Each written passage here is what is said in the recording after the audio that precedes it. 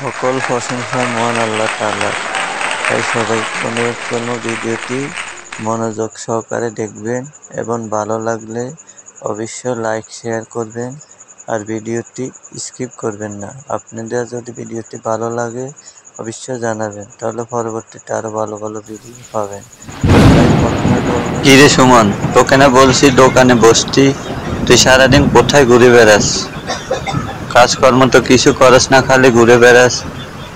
এগুলো করলে চলবে? আর তোর নামে কিছু কিসের আজে বাজে কথা শুনি, তুই নাকি কোথায় কোন মেয়ের সাথে ঘুরে করস। দেখ ভাই, এগুলো বন্ধ কর, ঠিক মতো কাজে মন দে। তোর এখন এগুলো পাগলামি করার সময় না, এখন কাজ করার সময়। এসব প্রেম ভালোবাসা যখন সময় হবে তখন। এখন ঠিক মতো আমার সাথে কাজের সময়তে কাজ কর, আগে নিজেরে প্রতিষ্ঠিত কর, তারপর না হয় পাগলামি করিস।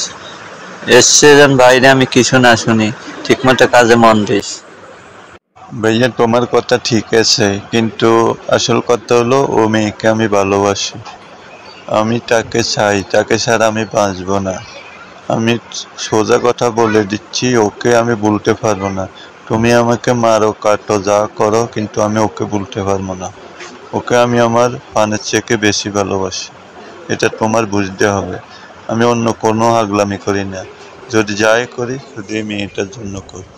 শোনো, তোমাকে যে জন্য বলাইছি, আমি না আমাদের ব্যাপারটা ভাইয়াকে জানাইছি, কিন্তু ভাইয়া কিছুতে মানতেছে না, গরম হয়ে যাচ্ছে, বলতেছে যে এসব প্রেম ভালোবাসা হবে না, একটা কাজ কর, কাজও মন দে। এই কারণে এখন আমি কি করবো চিন্তা করে কুল পাই না, তাই তোমাকে এই জন্য ডাক দিছি। এটা তুমি তো কথা বললে সম্পর্ক ভেঙে দিই, বললে হয়ে গেল। আমাদের এত বছরের রিলেশন, আমার ভাই মেনে নিক না নিক ওটা আমার দেখার বিষয় না। শুনছ, আমি তোমাকে ভালোবাসি, তোমাকে আমি কিছুতে হারাতে চাই না। তোমার ভাই মানলো কি না মানলো ওটা আমার দেখার বিষয়। তুমি ঠিক আছো কিনা ওটা বলো।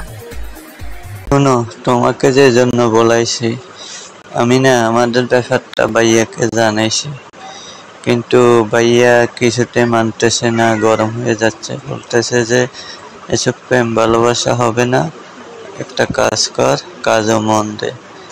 এই কারণে এখন আমি কি করবো চিন্তা করে কুল পাই না, তাই তোমাকে এই জন্য ডাক দিছি।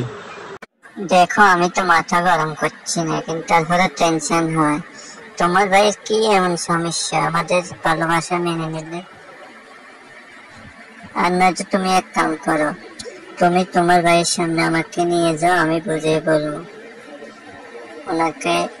আমি বুঝিয়ে বলবো যে ভাইয়া দেখেন, আমি তো দেখতে শুনতে খারাপ না, তাই না? আর আমাদের তথ্য সম্পদ আল্লাহ দিলে আছে, তাহলে তারপরে কেন তোমার ভাই মেনে নিচ্ছে না? ওটুকু আমি জানতে হবে। ঠিক আছে, তুমি যদি ভালো মনে করো যে তোমার আব্বুর সাথে কথা বললে ভালো হবে, অবশ্যই আমি বলবো, কোনো সমস্যা নাই। আমি খুলে বলবো, কারণ আমি তোমাকে ভালোবাসি। আমার তো চাই যে কোনো একটা পথ বার করতে হবে। আমি যদি তোমার আব্বুকে খুলে বলি, হয়তো তোমার আব্বু আমার ভাইয়ের সাথে কথা বলবে, তাহলে আমাদের কাজটা আরো সহজ হবে। ভালো কথা মনে করছো, ঠিক আছে, আমি খুলে বলবো। আমারও জানি কেমন জানি মনের মধ্যে আসতেছে যে ওটাই ভালো হবে। সরাসরি তুমি কথা বললে, যেটা আমি মেয়ে মানুষ, আমি তার আব্বুর সাথে এই ব্যাপারে কথা বলতে পারবো না। তবে আমি এটা বলতে পারবো যে তুমি আব্বুকে বলতে পারবো যে তুমি আব্বুর সাথে দেখা করবা, ঠিক আছে? এটাই আমারও মনে হয়, এটাই বলা ভালো হবে। আসসালামু আলাইকুম আঙ্কেল, ভালো আছেন? আপনার সাথে না আমার কিছু কথা ছিল। আচ্ছা, ভালো আছে, তোমার কিছু বলতে হবে না, আমি সব জানি। আমি বললি তুমি শোনো, ওকে? দেখো, তোমাকে আমি বলি সুন্দরভাবে, আগে আমার কথাগুলো শোনো। আমার একমাত্র মেয়ে, যার মা মারা গেছে ওকে 6 বছর রেখে, তখন থেকে আমি তাকে এমন মিলে বড় করেছি, কখনো অভাব কি ও জিনিস বুঝতে দিই, যখন যা চাইছে সব দিয়েছি। এমনকি আমার এই মেয়ের বিয়ের কথা একরকম হয়ে গেছে যে আমার আমেরিকাতে এক বন্ধু থাকে ওর ছেলের সাথে। হয়তো তোমাকে ও জানে না, কিন্তু আমি ওদেরকে কথা দিয়ে দিয়েছি। কারণ আমি আসলে আমার মেয়েটাকে বেশি ভালোবাসা দেখাইতে যাই, ওকে লাইট দিয়ে ফেলছি। কিন্তু এটা সত্য, তুমি ওকে ভালোবাসো, ওর কথা তোমার কথা আমি বুঝতে পারছি।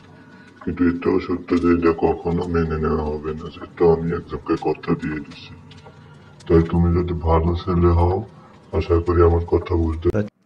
দেখেন, ওকে না ফেলে আমি এমনি মারা যাব, তাই ওকে ভুলে থাকার কোনো প্রশ্নে ওঠে না।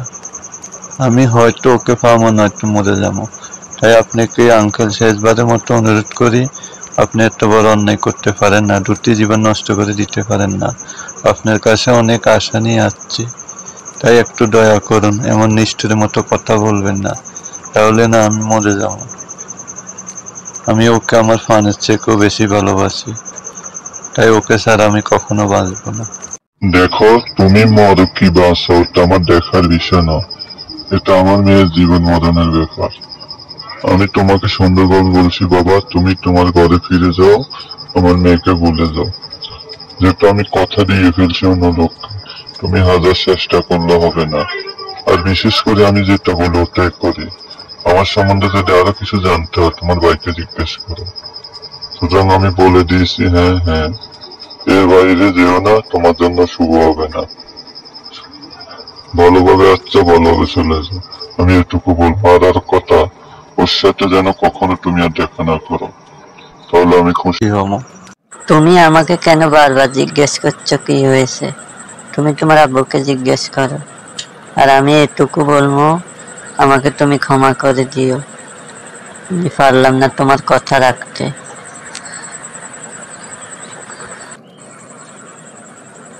হঠাৎ করে তোমার এমন কি হয়েছে?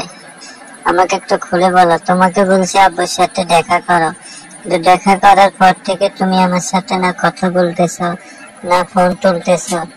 কি এমন কথা হয়েছে তোমাদের মাঝে যে কারণে তুমি আমার সাথে কথা বলা বন্ধ করে দিচ্ছ?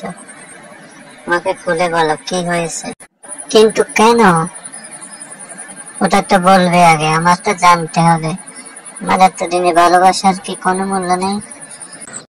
শোন, তোকে আমি আগে বারণ করছি না, তোকে কেন বারবার বলছি যে কাজে মন দে, কারণ ওর বাপকে তোর থেকে আমি আরো বেশি চিনি।